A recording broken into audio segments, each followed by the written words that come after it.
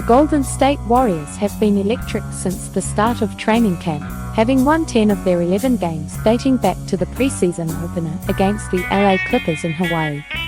Aside from one exception against the Clippers in their home opener last Sunday, the Warriors have been dominant in winning all 4 of their games by double digits, including their opening 2 on the road against the Portland Trail Blazers and Utah Jazz by a record-setting 77 points combined.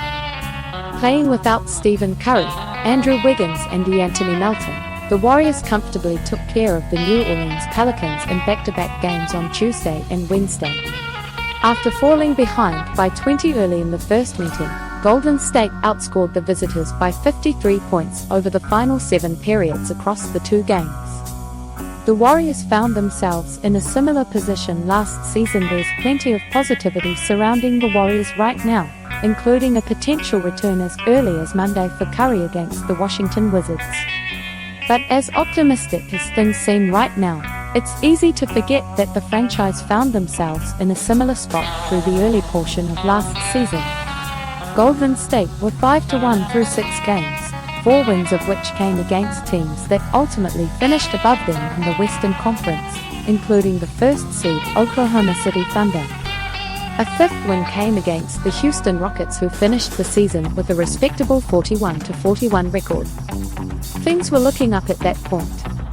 The decision to trade Jordan Poole for Chris Paul looked like an excellent one, with the former struggling in Washington and the veteran point guard leading the Warriors in plus-minus and averaging 9 assists, just 1 turnover per game.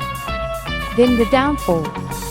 Shortly after, Golden State had a 6-game losing streak, and within that, Draymond Green's first suspension for placing Rudy Gobert in the chokehold. They went from 6-2 to 6-8. Then eventually 19-24 just after the halfway point.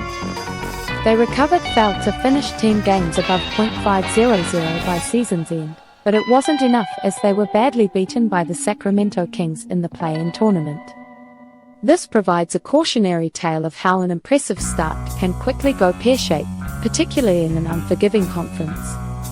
This isn't to say that history will repeat, but it does go to show how important this upcoming 5-game road trip will be, starting against the Rockets on Saturday. Given the final 3 games are at Boston, at Cleveland, and at Oklahoma City, no one is expecting Golden State to sweep the 5 games. However, they can ill afford to go on a 5 or 6 game losing streak akin last season, otherwise the positive start will again be quickly forgotten.